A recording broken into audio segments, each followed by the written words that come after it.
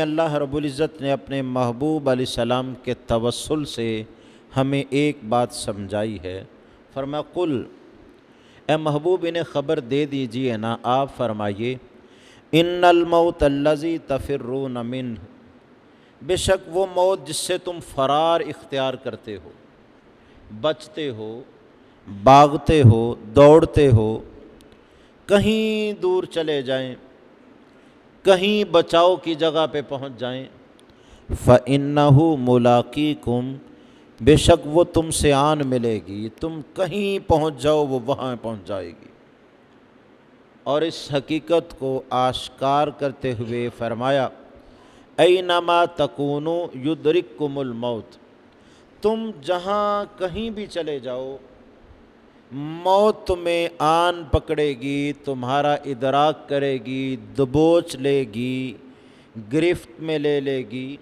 وَلَوْ كُنْتُمْ فِي بُرُوجٍ مُشَيَّدَةٍ، اگرچہ تم مضبوط ستونوں کے اندر اور محصور قلعوں کے اندر ہی اپنے آپ کو بند کیوں نہ کر لو۔ اب ان آیات سے پتہ چلا کہ بچاؤ، فرار، بھاگنا یہ موت سے نہیں ہو سکتا۔ قریب المرگ شخص کو ایئر ٹائٹ کر دو، ستون کے اندر آکسیجن اور ضرورت حیات کی چیزیں دے کے اسے بند کر دو، شیشے کے اندر ایئر ٹائٹ کر دو، تب بھی موت اپنے وقت پر آ جائے گی اور بغیر کسی راستے کے روح اس کی پرواز کر جائے گی۔ تو بھاگنا، فرار اختیار کرنا یہ موت سے نہیں ہوتا، یہ بیماری سے ہوتا ہے۔ یعنی یہ مطلب نہیں ہوتا کہ موت سے بچ جائیں، مومن یہ نہیں کرتا، وہ اس حقیقت کو تسلیم کرتا ہے کہ موت وقت پر آئے گی، لیکن حفاظتی تدابیر یہ کرتا ہے کہ جب تک زندہ رہنا ہے بیماریوں سے بچ جائیں، صحت و سلامتی کے ساتھ بغیر محتاجی کے وقت موت کو پہنچیں، تاکہ اس سے پہلے ان پریشانیوں سے چھٹکارا مل جائے۔ تو کوئی بھی موت سے نہ بچ سکتا ہے، نہ بھاگ سکتا ہے، نہ چھپ سکتا ہے، نہ راہ فرار اختیار کر سکتا ہے، لیکن بیماریوں سے بچاؤ کا شریعت نے حکم دیا ہے۔ حفاظتی تدابیر بھی کریں، علاج معالجہ بھی کریں، تداوی بھی کریں۔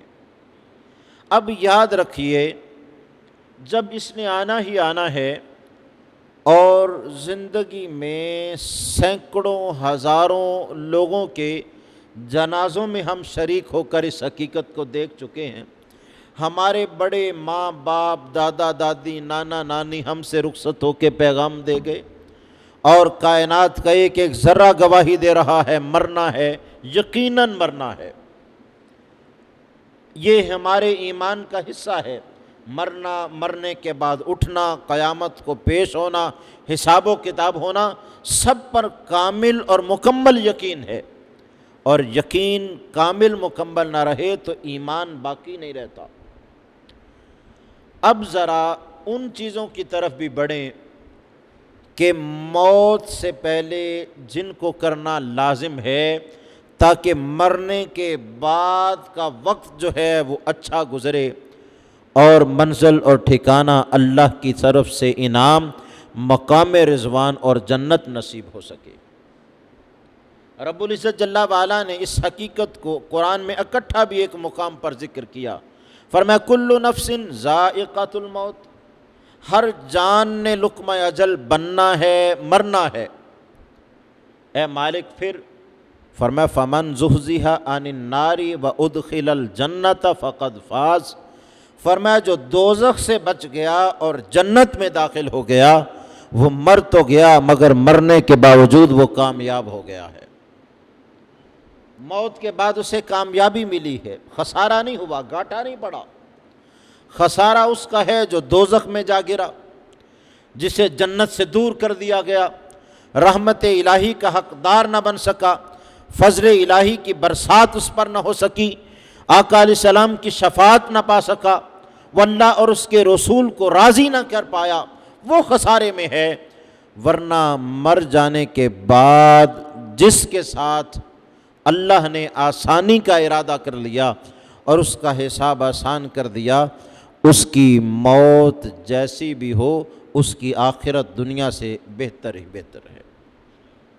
پھر فرمایا وَمَا الْحَيَاةُ الدُّنْيَا إِلَّا مَتَاعُ الْغُرُورِ، فرمایا یہ دنیا کی زندگی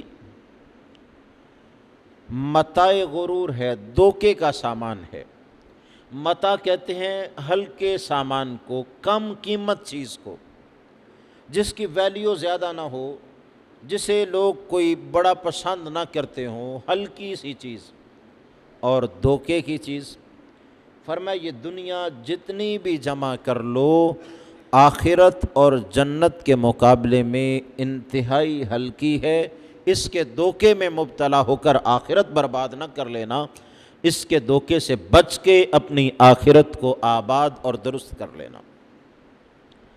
گرامی قدر، اس حقیقت سے جب ہمیں کوئی انکار نہیں تو یہ بھی ہمارا یقین ہے کہ اجل، موت، وقت مقرر سب کچھ تقرر ہے۔ اگر ہم میں سے کسی نے آج مرنا ہے، وہ بوڑھا نہیں تب بھی مر جائے گا، بیمار نہیں تب بھی مر جائے گا، اس کو کوئی تکلیف اور عارضہ نہیں تب بھی چلا جائے گا، حادثے کی صورت میں یا اچانک موت کی صورت میں، عارضہ قلب میں مبتلا ہو کر، یا رب جیسے چاہے اس کو اٹھا لے گا، یہ یقینی بات ہے۔ اور اگر کوئی 70 سال بھی زندہ رہا تب بھی اسے لقمہ اجل تو بننا ہی بننا ہے۔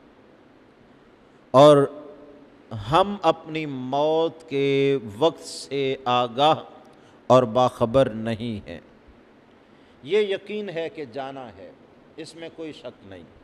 اپنے ہاتھوں سے اپنے پیاروں کو لحد میں اتارا ہے، اب تو دنیا میں وہ بہار بھی ہمارے لیے نہیں جو ماں اور باپ کے ہوتے ہوئے تھی، اب تو مستقبل کی وہ امیدیں بھی نہیں جو اولاد جوان ہونے کی صورت میں موجود تھیں کہ کسی کے ماں باپ چلے گئے، کسی کی اولاد چلی گئی۔ اب تو کندھوں میں وہ مضبوطی بھی نہیں جو بائیوں کی صورت میں ہوا کرتی تھی۔ کیسی کیسی کیفیت میں انسان مبتلا ہوتا ہے۔ اور گرامی قدر، یہ موت اس کی اس حالت کی اصلاح بھی کرتی ہے اور درست راہ بھی دکھاتی ہے۔ بندے غفلت میں نہ پڑنا، تمہیں رخصت ہونا ہی ہونا ہے۔ دیکھیے، اگر ہم میں سے کسی کو یقینی خبر دے دی جائے کہ کل تمہیں موت زدہ ہونا ہے، تمہارا آج آخری دن ہے، آخری رات ہے، تو ہمارے معمولات یکسر تبدیل ہو جائیں گے۔ کوئی شخص یہ نہیں کہے گا کہ اب میں یہ 3-4 گھنٹے باقی ہیں کام اور دہاڑی مکمل کر لوں، فلاں کام کر لوں۔ یکسر سوچے گا اب کیا کروں کہ جس سے رب راضی ہو جائے۔ وہ 2-3 امور جن کو کرنے سے رب کی رضا مل جائے اور وقت موت بندہ جن کی تمنا کرتا ہے، وہ قرآن و حدیث کی صورت میں آپ احباب کے گوش گزار کرتا ہوں تاکہ ہم اس کو کرتے ہی رہیں، غفلت میں کہیں موت نہ آ جائے۔ جب موت آئے تو ہم اس کے لیے اپنے آپ کو تیار کیے ہوئے ہوں۔ اور جب اس حقیقت سے کوئی انکار نہیں تو پھر اس کی تیاری میں بھی کوئی غفلت نہیں ہونی چاہیے۔ اب ذرا ان امور کی طرف متوجہ ہوں جن کو قرآن ذکر کرتا ہے۔ قرآن کہتا ہے انفاق کرو، خرچ کرو مال کو اس سے پہلے کہ موت آ جائے۔ اور پھر تم میں سے کوئی مرنے والا کہے اے میرے رب تھوڑی سی مہلت نہیں دے دیتا۔ سورہ منافقون کے آخر میں رب پوچھتا ہے بندے مہلت کیا کرے گا؟ کہے گا مولا سب کچھ کر لیا، 2 کام کرنے باقی ہیں۔ پہلا کام، وہ بندہ کہے گا مولا 70 سال تو نے زندگی دی، میں نے مال جمع کیا، اولاد کے لیے مکان تیار کیا، بینک بیلنس رکھا، ان کے لیے کاروبار کیا، ان کا مستقبل روشن کیا، ان کے لیے بڑے اسباب پیدا کیے۔ رب کہے گا پھر اب کیا چاہتا ہے؟ کیوں تھوڑی سی مہلت مانگتا ہے؟ 70 سال میں کون سا کام باقی رہ گیا تھا جو تو ایک لمحے میں کرنا چاہتا ہے؟ کہے گا اے اللہ عمر بھر جمع کرتا رہا، اب ایک لمحہ مہلت مل جائے فاصدق، تاکہ جو جمع کیا ہے وہ صدقہ و خیرات کر لوں، خرچ کر لوں۔ آپ دیکھیے وقت موت، یہ قرآن اس کو بیان کر رہا ہے۔ ہر مرنے والے کی خواہش ہوگی کہ میں دنیا میں زمانہ بھر اور عمر بھر جمع کرتا رہا، اب ایک لمحہ مہلت مل جائے، خرچ کر جاؤں، تاکہ جو میں نے جمع کیا تھا وہ میرے لیے توشہ آخرت بن جائے اور وہاں کچھ فائدہ بنے۔ دوسری چیز وہ کہے گا مولا دنیا میں نے مقام پایا، منصب پایا، عزت پائی، شہرت پائی، وزارت پائی، امارت پائی، بہت کچھ حاصل کیا، علم حاصل کیا، روپیہ پیسہ حاصل کیا، مال و دولت حاصل کی، اور مقام و مرتبہ کو پایا، عمل کیا، سب کچھ کیا۔ مولا وَأَكُمْ مِنَ الصَّالِحِينَ، وزیر امیر مشیر تو میں بن گیا، لیکن نیک بننا باقی تھا، مہلت دے دے نیک بن جاؤں۔ دنیا کا بڑے سے بڑا صاحب منصب شخص مرتے دم یہ خواہش کرے گا مولا اس منصب پر میں نے جو کیا، ایک کام میرا باقی تھا کہ میں نیک نہیں بنا۔ وزیر تو بن گیا، مشیر تو بن گیا، مالدار تو بن گیا، باپ بن گیا، دادا بن گیا، سب کچھ بن گیا، مگر نیک بننا باقی تھا۔ مولا ایک لمحہ مہلت دے دے، زندگی میں جو جمع کیا وہ خرچ کر لوں اور نیک بن جاؤں۔ رب کہتا ہے وَلَن يُؤَخِّرَ اللَّهُ نَفْسًا إِذَا جَاءَ أَجَلُهَا، رب کہتا ہے بندے بڑی مہلت دی تھی، اب تو جتنی مرضی منت سماجت کر، ایک لمحہ بھی مہلت نہیں، جو کر لیا تھا کر لیا ہے، اس دنیا سے رخصت